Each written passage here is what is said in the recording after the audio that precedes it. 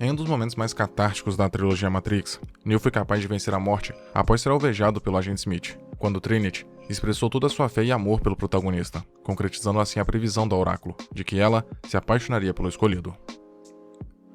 Após isso, Neo desperta na Matrix, agora totalmente ciente de sua condição e habilidades, parando as balas disparadas pelos agentes, corrompendo o código de Smith até supostamente destruí-lo e retornando ao mundo real antes do pulso eletromagnético ser ativado. Ao final, o protagonista usa um telefone público para mandar uma mensagem direta para as máquinas, de que irá mostrar a verdade às pessoas e um mundo onde tudo é possível, e logo em seguida voa em direção aos céus da cidade. Este encerramento não é apenas simbólico por mostrar o escolhido libertando sua mente e rompendo todas as barreiras da Matrix, mas esse ato específico possivelmente fez muitas pessoas ao redor questionarem sua própria realidade e, quem sabe até, fez com que parte delas buscassem a verdade e se tornassem novos membros da resistência de Zion.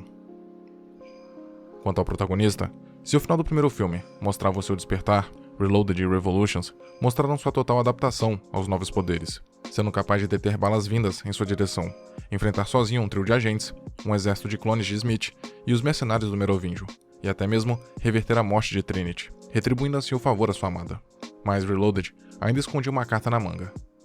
Quando toda a verdade fora revelada para Morpheus acerca da profecia e de que tudo não passava de uma forma de controle das máquinas, a nave Nabucodonosor é destruída pelas sentinelas, que na tentativa de atacarem os seus tripulantes, são detidas por Neo usando a força do pensamento, mesmo não estando conectada na Matrix. Como visto em Revolutions, o personagem misteriosamente foi parar na Mobile Avenue, uma estação de trem que intercala o mundo real com a Matrix, até ser resgatado por Trinity. Em seguida, Neo tem seu último diálogo com a Oráculo, que oferece uma explicação um tanto obscura sobre como a mente do protagonista foi transportada para aquele lugar, e de como ele conseguiu deter as sentinelas no mundo real. Segundo ela, os poderes de Neo vão além da simulação, chegando até a sua origem, ou seja, a fonte, que o protagonista sentiu quando usou seus poderes para parar as máquinas em pleno ar.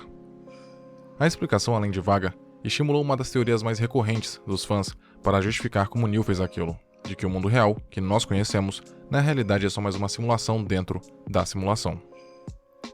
De acordo com essa teoria, o mundo real, Zion e a Cidade das Máquinas seriam apenas outra camada da Matrix, explicando assim o poder de Neo no suposto mundo real, tanto de deter sentinelas por sua vontade, quanto de enxergar e sentir a energia das máquinas no momento em que fica cego. Além disso, essa teoria justifica como Smith manteve seu controle sobre a mente de Bane, mesmo após este voltar ao seu corpo original. Apesar de intrigante, a teoria em questão, que surgiu após o lançamento de Matrix Reloaded, não foi confirmada em Revolutions e nem as diretoras atestaram sobre tal possibilidade, apenas reforçando que os filmes foram criados com o intuito de fazer seu público refletir sobre os acontecimentos mostrados ao longo da trilogia. Porém, com o tão comentado trailer de Matrix Resurrections, alguns fãs estão revitalizando essa teoria, pois ela pode ser a chave para encontrar a resposta acerca do retorno de Neo e Trinity. Como já mencionado, Neo foi capaz de reverter a morte de sua amada dentro da simulação, mas não conseguiu fazer o mesmo dentro do mundo real, ou pelo menos não sabia que era capaz de fazê-lo.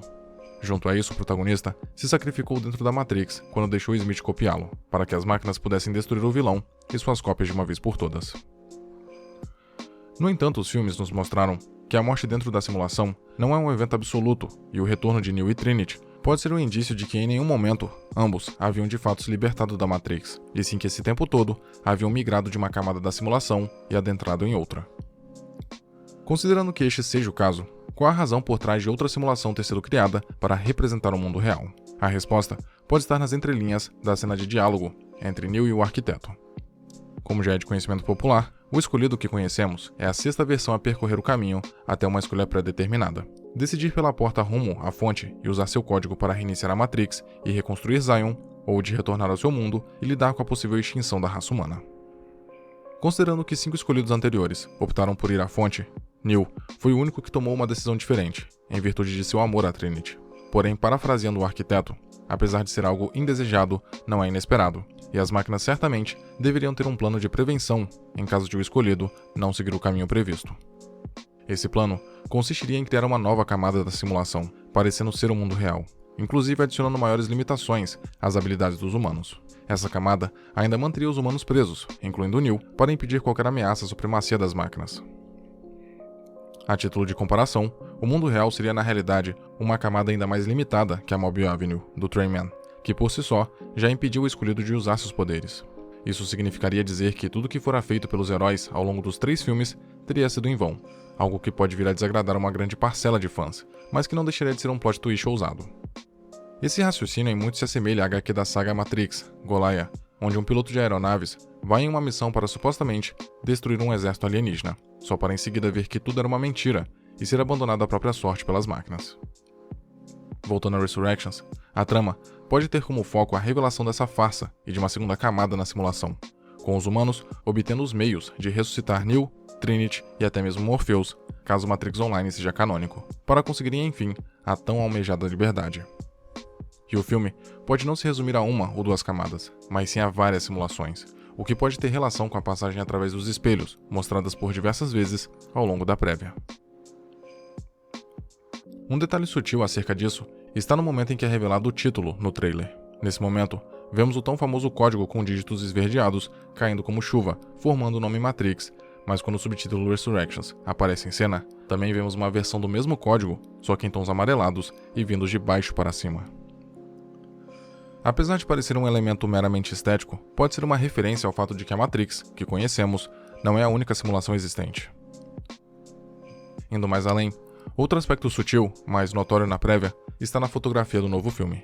Enquanto a trilogia original usava uma fotografia de tons esverdeados quando os personagens estavam dentro da Matrix, aqui há uma paleta de cores que alternam entre o azul e o amarelado. No caso do primeiro, o tom azulado é mais proeminente, enquanto Thomas está fazendo uso das pílulas azuis, indicando sua prisão mental imposta pelas máquinas.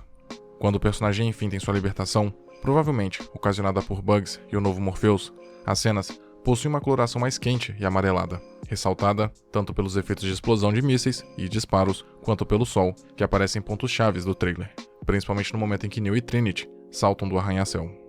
O sol, aliás, possui enorme simbolismo quando lembramos que Matrix, em essência, é uma versão moderna da alegoria da caverna, em que o sol representa o verdadeiro conhecimento. Dito isso, a cena do trailer, em que Neo e Trinity saltam do prédio com o sol ao fundo, pode representar o momento em que ambos saem da simulação, só que dessa vez para valer. Do outro lado do espectro, existem diversos argumentos válidos que invalidam tal teoria, sobretudo no que concerne às habilidades de Neo no mundo real. A principal delas é que o poder do escolhido se manifesta apenas nos sistemas criados pelas máquinas e conectados à fonte, graças à sua própria programação criada por elas. Quanto ao fato dele ser capaz de manifestar esses poderes, mesmo sem uma conexão cabeada em sua mente, fãs especulam que seja uma conexão sem fio que o escolhido possua, algo não comprovado nos filmes, mas que é perfeitamente plausível. Enfim, esse é mais um exercício mental proposto pelas Wachowski, que se iniciou ainda no primeiro filme e que se estende com o lançamento da misteriosa e intrigante prévia de Resurrections, que nos leva aos caminhos mais diversos de interpretação, enquanto aguardamos ansiosamente por sua estreia nos cinemas.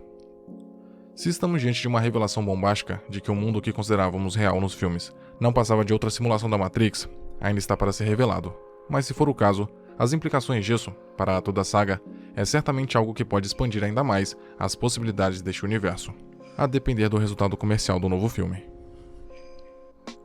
O mais irônico é que, se isso for de fato confirmado, a fala aparentemente banal de Neo no primeiro filme, de que possui todas essas lembranças dentro da Matrix, mas que nenhuma de fato existiu, fará ainda mais sentido hoje do que fez em 1999.